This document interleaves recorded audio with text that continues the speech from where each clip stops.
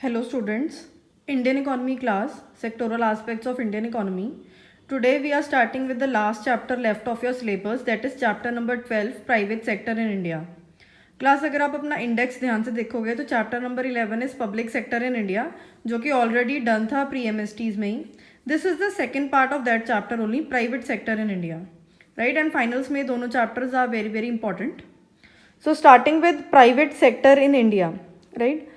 What do we mean by private sector? So class, ऐसा organisation जिसमें government की control या मैनेजमेंट नहीं होती उसको कहते हैं private sector, right. This could be N individual unit, कोई दुकान हो सकती है, कोई प्राइवेट फर्म हो सकती है, कोई प्राइवेट कंपनी हो सकती है, और a corporation, right. An individual unit और a corporation which is engaged in the production of goods and services owned by private individuals, right, and it is usually managed for profit motive, right. And अगर ये profit motive के लिए है, commercialisation के लिए है, तो that is why it is free from the government control और ओनरशिप. सो क्लास, कौन कौन सी ऐसी एंटिटीज़ हो सकती हैं जो प्राइवेट सेक्टर के अंडर कैटेगोरिकल आ सकती हैं? So it is sole proprietorships, right, partnerships हो गई, small and medium size business हो गए, लोगों के जो अपने होते हैं, देन लार्ज मल्टीनेशनल्स हो गए, लाइक आप कह लो Tatas and Reliance, and retail stores आ जाते हैं इसमें, अकाउंटिंग फर्म्स आ जाती हैं इसमें, छोटी मोटी दुकानें आ जाती हैं सोल प्रोप्राइटर्स की इसमें, right. So everything which is privately owned, right, जो लोगों का खुद का काम है उसको बोलते हैं private sector in India. Now talking about growth of private sector in India. So class, growth of private sector is on a rise. Yes, the obvious reason is that LPG policy, जिसने हमारी जो economy है उसको बहुत open and liberal कर दिया था. So there has been an increase in the number of private sector companies. अगर हम देखें 1957 में तो ऑलमोस्ट 20,000 ऑर्गेनाइजेशन ही थी जो प्राइवेट सेक्टर थी. आज अगर हम 2018 की बात करें तो ऑलमोस्ट 12 लाख ऑर्गेनाइजेशन ऐसी हैं जो प्राइवेट सेक्टर के अंडर काम कर रही हैं. देन अगर हम दूसरा पैरामीटर देखें कि why private sector has been growing so much in India, so इसका सेकेंड पैरामीटर है increase in employment. Yes, employment बहुत ज़्यादा जनरेट कर रही है प्राइवेट सेक्टर कंपनीज, बिकॉज जितनी प्राइवेट सेक्टर कंपनीज हैं, जितने प्राइवेट सेक्टर बिजनेसेस होंगे, उनको उतना ही वर्कफोर्स चाहिए होगा, उतना ही उनको लेबर चाहिए होगा, उतने ही उनको एम्प्लॉयज़ चाहिए होंगे. So it helps a lot to the government also कि ये एम्प्लॉयमेंट बहुत जनरेट करके दे रही हैं इकोनॉमीज़ को. Then third one then is increase in the income earned in private sector. Yes, जो प्राइवेट सेक्टर ऑर्गेनाइजेशंस हैं वो हेल्प कर रही हैं कि ज़्यादा production of goods and services हो इन एन इकोनॉमी, राइट. जितना ज़्यादा production of goods and services होगा उतना डिमांड इंक्रीज होगा, तो उतना ही प्राइवेट सेक्टर की क्या होगी, प्रॉफिट्स में इंक्रीज होगा, इनकम्स इंक्रीज होंगे. और जितना इनकम इंक्रीज होगा उतना ही उनका बिजनेस ऑपरेशंस वास्ट होते जाएंगे और उतनी वो एम्प्लॉयमेंट अपॉर्चुनिटीज़ ज़्यादा बढ़ाते जाएंगे.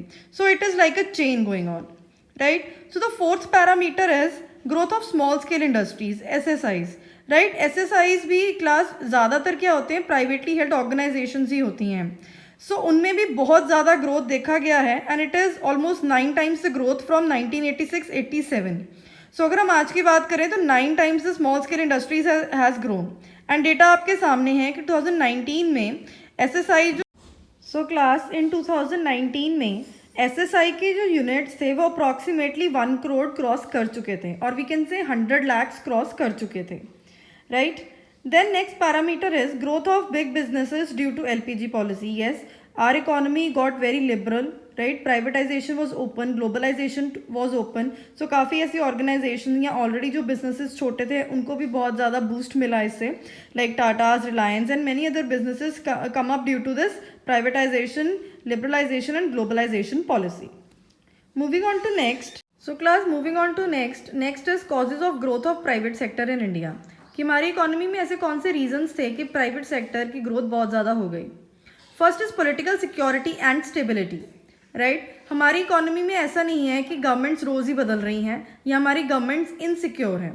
We have a kind of political security and stability as well, right. कि हमारी कंट्री में डेमोक्रेसी है एंड गवर्नमेंट सपोर्ट भी करती है प्राइवेट सेक्टर ऑर्गेनाइजेशंस को. Next is united and expensive market. We do not have a monopoly market. हमारी एक यूनाइटेड मार्केट है, एक एक्सपेंसिव मार्केट है, एक कॉम्पिटिटिव मार्केट है. तो ये भी एक बहुत बड़ा एडवांटेज है प्राइवेट सेक्टर को, right. Next is development of capitalistic agriculture. Class अगर हम देखें तो हमारा जो एग्रीकल्चर का मेथड था वो ट्रेडिशनल था पहले, आज भी कुछ पार्ट्स ऑफ द कंट्रीज में है, but private sector constantly help कर रही है कि हमारा जो एग्रीकल्चर हो वो कैपिटलिस्टिक अप्रोच से हो। लाइक वो फर्टिलाइजर्स बना रही हैं, इंसेक्टिसाइड्स बना रही हैं, पेस्टिसाइड्स बना रही हैं, मशीन्स बना रही हैं, ट्रैक्टर्स को रिफॉर्म कर रही हैं and all the kinds of machines. So private sector इन चीज़ों में बहुत हेल्प कर रहा है कि हमारा एग्रीकल्चर सेक्टर ग्रो हो जाए, राइट।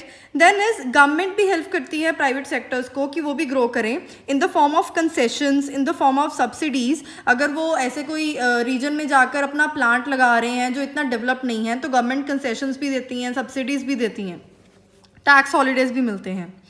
देन क्लास हमारी कंट्री में ऐसा कुछ नहीं है कि जो प्राइवेट सेक्टर्स ऑर्गेनाइजेशंस हैं या प्राइवेट इंडिविजुअल्स हैं वो बाहर जाकर कहीं इन्वेस्ट नहीं कर सकते। We are totally free, right. अगर हम अपना पैसा जो बाहर आउटसाइड इंडिया के बिजनेस में लगाना चाहते हैं तो हम लगा सकते हैं कि हमें एक्सपोजर मिले, इंडियन इकॉनमी का पैसा और बूस्ट हो, क्योंकि अगर हम पैसे लगा रहे हैं तो इट मीन्स हमें रिटर्न्स भी आएंगे, राइट। सो हमारी गवर्नमेंट उस चीज़ों पर भी हमारे को हेल्प करती है।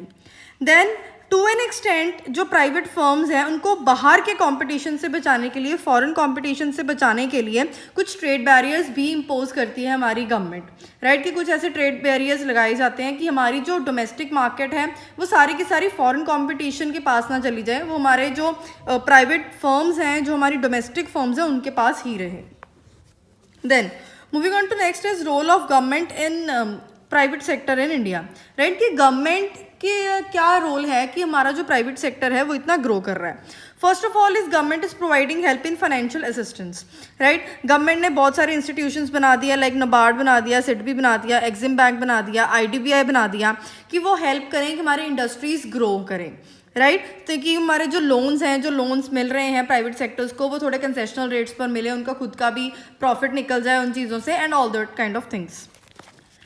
Then is increase in areas for private sector।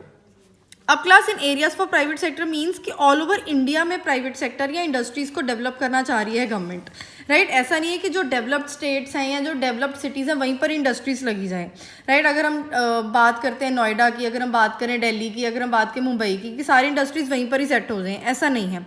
Government बहुत ज़्यादा कंसेशंस और टैक्स हॉलीडेज जो बैकवर्ड एरियाज में हैं इसलिए दे रही हैं ताकि वो डेवलप कर पाएँ, राइट। कि वहाँ पर भी एक इक्विटेबल ग्रोथ हो। ये हमने पिछले चैप्टर में भी किया है कि इक्वालिटी ऑफ ग्रोथ नहीं है। सो इक्वालिटी ऑफ ग्रोथ के लिए ही एरियाज जो हैं वो इंक्रीज कर दिए गए हैं, राइट। स्कोप इंक्रीज कर दिया गया है प्राइवेट सेक्टर का। कोई ऐसी नहीं है कि जो प्राइवेट सेक्टर इंडस्ट्री है इस बिजनेस में नहीं आ सकती। देयर आर ओनली 2 बिजनेसेस जहाँ पर प्राइवेट सेक्टर नहीं आ सकती, right. Like atomic energies, armed forces, इन चीज़ों में प्राइवेट सेक्टर्स नहीं आ सकती। बाकी all the goods and services are open for private sector to employ their resources, employment generate करें और वहाँ से प्रॉफिट्स अर्न करें। Then is introduction of competition act. Class हमें पता है कि पहले हमारी इकॉनमी 1991 से पहले हमारी economy was a closed economy. 1991 में हमारे पास एलपीजी पॉलिसी आया और हमारा क्या हो गया, ओपन इकॉनमी हो गया। पर कभी भी ऐसा नहीं होता कि ओपन इकॉनमी हो गया और सब कुछ बहुत स्मूथली रन हो रहा है। बहुत सारे एक्ट्स चेंज हुए, बैंक्स के एक्ट्स चेंज हुए, बहुत अमेंडमेंट्स आई और वो अमेंडमेंट्स ज़रूरी भी थी अगर एलपीजी को एक सक्सेस बनाना था। सो क्लास पहले हमारा चलता था MRTP act 1969, means monopolies and restrictive trade practices. मतलब कंट्रोल किया जाता था ट्रेड को, कंट्रोल किया जाता था इंडस्ट्रीज को, मोनोपलीज बनाई जाती थी, रिस्ट्रिक्टिव ट्रेड था हमारी इकोनॉमी में। पर जब एलपीजी आया तो उसके साइडलाइन एक ऐसा एक्ट आना चाहिए था कि वो एलपीजी को स्मूथली रन करने में हेल्प करे। सो ऐसा जो एक्ट आया है वो आया था competition act. Competition act means competition increase करने का मार्केट्स में ध्यान रखा गया। अब इसमें एलपीजी में क्या था, लिबरलाइजेशन, प्राइवेटाइजेशन एंड ग्लोबलाइजेशन। अब ये कब होता, जब एक अच्छा कंपटीशन एग्जिस्ट करेगा इन द मार्केट। ऐसा नहीं है कि अगर कोई मोनोपोली है तो उसमें एलपीजी कभी लग ही नहीं सकती थी, राइट। सो यहाँ पर क्या कर दिया गया, एलिमिनेट कर दिए गए प्रैक्टिसेस जो कंपटीशन के एडवर्स थी, ट्रेड ओपन कर दिया गया, कंज्यूमर्स के इंटरेस्ट को प्रोटेक्ट करना शुरू कर दिया, कंपटीशन इंक्रीज करना शुरू कर दिया मार्केट्स में through privatisation. Then is infrastructure facilities. Plus governments बहुत कुछ कर रही है कि हमारे जो बेसिक इंफ्रास्ट्रक्चर्स हैं हम इंडस्ट्रीज़ को हेल्प कर पाएँ। फॉर एग्जांपल रोड्स बना रही हैं, रेलवेज बना रही है, पावर एनर्जीज दे रही है, वेयर हाउसेज में फैसिलिटीज़ दे रही है गवर्नमेंट। सो ये सब चीज़ें क्यों हो रही हैं, ताकि इंडस्ट्रीज़ ग्रो करें, प्राइवेट इंडस्ट्रीज़ ग्रो करें, वो कॉम्पिटिशन दे पाए पब्लिक इंडस्ट्रीज़ को और फिर हमारी इकॉनमी क्या हो, बूस्टअप हो। Then is next role of private sector in India. अब क्लास ये तो बात होगी कि गवर्नमेंट ने कितना इनपुट दिया है प्राइवेट। तो बात थी कि गवर्नमेंट ने कितना हेल्प किया है प्राइवेट सेक्टर को कितने इनपुट्स दिए हैं। अब हम बात करेंगे रोल रिवर्सल की। रोल रिवर्सल मतलब अब प्राइवेट सेक्टर हमारी इकोनॉमी में क्या रोल प्ले कर रहा है। तो first of all is industrial development. Yes, private sector हमारी इकोनॉमी में इंडस्ट्रियल डेवलपमेंट करने के लिए बहुत हेल्प कर रहा है, right. There are wide range of products and services जो कि प्राइवेट सेक्टर बना रहा है, be it in the paint industry, electronics industry, automobile industry. हर एक सेक्टर ऐसा है जो एक्सप्लॉइटेड है through private sector in India. Then is agriculture development. Yes, private sector help कर रहा है कि हमारी जो एग्रीकल्चर है वो डेवलप हो, right. And not only agriculture but the lead activities also like poultry, fishing, dairy products as well. So private sector क्या कर रहा है, इनको मैकेनाइजेशन मीन्स इनको क्या कर रहा है, प्रॉपरली मैकेनाइज्ड बना रहा है, लेबर इंटेंसिव ना हो कि कैपिटल इंटेंसिव बना रहा है, मशीनरीज लेके आ रहा है, मॉडर्नाइजेशन में हेल्प कर रहा है, पेस्टिसाइड्स इंसेक्टिसाइड्स बना रहा है ताकि जो हमारी एग्रीकल्चर हो वो डेवलप हो जाए। Then is trading. Yes, private sector help कर रहा है कि ट्रेडिंग भी अच्छे से हो और फेयरली कंडक्ट हो। सो होलसेल एंड जो रिटेल ट्रेड अगर हम देखेंगे मोस्टली प्राइवेट ऑर्गेनाइजेशंस के कंट्रोल में ही होता है ताकि एक फेयर ट्रेड हो in our economy. Then is infrastructure. अब देखो क्लास, पहले तो गवर्नमेंट हेल्प कर रही थी इंडस्ट्रीज को ग्रो करने में और वो इंफ्रास्ट्रक्चर प्रोवाइड कर रही थी, बट अब क्या हो गया, रोल रिवर्सल हो गया। अब जो प्राइवेट सेक्टर्स हैं वो जनरेट कर रही हैं इंफ्रास्ट्रक्चर्स हमारी इकोनॉमी में। कैसे, फॉर एग्जांपल अगर कोई प्लांट लगता है बैकवर्ड एरियाज में तो वो साथ में CSR एक्टिविटी भी कर देते हैं। वो अपने प्लांट के लिए पावर तो जनरेट करते ही करते हैं बट वो जो बैकवर्ड एरिया उनको भी पावर सप्लाई करना शुरू कर देते हैं, राइट। सो दैट उनका वो CSR भी हो जाता है और डेवलपमेंट भी हो जाती है इकोनॉमी की थ्रू प्राइवेट सेक्टर। ऐसे ही एयर ट्रांसपोर्ट्स में हेल्प कर रहा है प्राइवेट सेक्टर, हाईवेज बनाने में हेल्प कर रहा है प्राइवेट सेक्टर। सो अब क्या है, रोल रिवर्सल हो रहा है। अब इकोनॉमीज को प्राइवेट सेक्टर की बहुत ज़्यादा ज़रूरत आ पड़ी है। Then is professional services. अगर हम देखें तो IT सेक्टर्स में जितनी भी प्रोफेशनल सर्विसेज हैं वो ज़्यादातर प्राइवेट इंडिविजुअल्स ही दे पा रहे हैं, right. We talk about softwares, we talk about anything like that. So वो सारे क्या हैं, वो प्राइवेट सेक्टर इंडिविजुअल्स की प्रोफेशनल सर्विसेज हैं, राइट। अगर हम बात करें एंटरटेनमेंट इंडस्ट्री की, सॉफ्टवेयर इंडस्ट्रीज़ की, राइट, IT सेक्टर्स की, तो ये सारे प्राइवेट सेक्टर्स ऑर्गेनाइजेशंस ही हैं, right. Then is moving towards the problems faced by private sectors in India. Class, ऐसा नहीं है कि जो प्राइवेट सेक्टर है वो बहुत ज़्यादा वास्ट है और बहुत ज़्यादा ब्लूम हो रहा है, उनके पास कोई प्रॉब्लम्स ही नहीं है फेस होने के लिए। प्रॉब्लम्स हैं, यस, आज भी प्रॉब्लम्स हैं कुछ, right. First of all is regulatory procedures and related delays. अगर हम बात करें तो आज भी पेपर वर्क ज़्यादा है, चाहे पेपर वर्क आजकल वर्चुअल हो चुका है बट वर्चुअल पोजीशंस पे भी रेड टेपिज्म काफ़ी ज़्यादा है, राइट। लाइसेंस लेने में प्रॉब्लम्स हो जाती हैं, गवर्नमेंट की क्लियरेंस कराने में प्रॉब्लम्स हो जाती हैं, तो ये सब कुछ चलता ही रहता है। कोई नया टैक्स इंट्रोड्यूस हो जाता है, फॉर एग्जांपल GST इंट्रोड्यूस हो जाता है, उनके प्रोसीजर्स के बारे में नहीं पता होता, रेगुलेटरी मेजर्स के बारे में नहीं पता होता, तो ये सब चीज़ें चलती ही रहती हैं। Then is inadequate diversification. अब क्लास, अगर प्राइवेट सेक्टर ऑर्गेनाइजेशन है तो उनका सबसे ज़्यादा जो मोटिव होता है वो कमर्शलाइजेशन होता है, तो कहीं ना कहीं नॉन एसेंशियल कमोडिटीज़ को वो इंक्रीज़ कर देते हैं डे बाय डे बनाना और एसेंशियल कमोडिटीज़ को कम, क्योंकि फर्स्ट ऑफ ऑल उनको ये डर होता है कि अगर हम एसेंशियल कमोडिटीज़ बनाएंगे तो गवर्नमेंट अपनी सब्सिडीज़ भी लगाएंगी, राइट, कि सबको मिले वो एसेंशियल कमोडिटी, राइट। अगर हम बात करें वीट प्रोसेसिंग की, राइस फ्लावर मिल्स की, राइट। सो ये सारी एसेंशियल कमोडिटीज़ का पार्ट हो जाती हैं। तो प्राइवेट इंडिविजुअल्स को ये डर हो जाता है कि कहीं ना कहीं इन पर सब्सिडाइज्ड प्राइस ना हो जाए, गवर्नमेंट कुछ इम्पोज ना कर दे, तो वो नॉन एसेंशियल कमोडिटीज़ के ऊपर ज़्यादा ध्यान लग जाता है। मतलब कि जो अफोर्ड कर सके वही उनके पास आए, वो ऐसा ही प्रोडक्ट बनाना शुरू कर देते हैं। Means they move to make luxuries, right. और वो लग्जरीज बहुत ज़्यादा हैंडसम होती हैं कि जो उनको अफोर्ड कर सकता है सिर्फ वही और वही उनके कस्टमर्स रह जाते हैं। तो कहीं ना कहीं इनएडिक्वेट डाइवर्सिफिकेशन हो जाता है, मीन्स डाइवर्सिफिकेशन बैलेंस्ड नहीं रह जाता। और फिर बाद में क्या होता है कि पब्लिक सेक्टर ऑर्गेनाइजेशंस को ये आगे आना पड़ता है for essential commodities.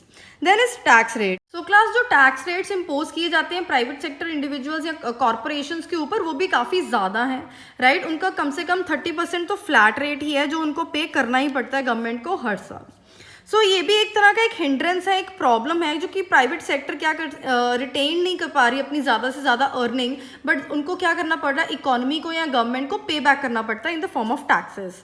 Then is high interest rates on loans. अब उनको पता है कि ये कमर्शियल लोन्स ही होंगे, उन्होंने कोई बिजनेस ही सेटअप करना है प्राइवेट कंपनीज में, तो वो जो लेंडर्स हैं, चाहे वो बैंक्स हैं चाहे फाइनेंशियल इंस्टीट्यूशंस हैं, वो भी कमर्शियलाइज रेट्स पर ही देते हैं उनको जो लोन्स देते हैं। दैट इज़ कि थोड़ा सा हाई होता है उनका रेट ऑफ इंटरेस्ट। सो ये भी एक बड़ा हिंड्रेंस है।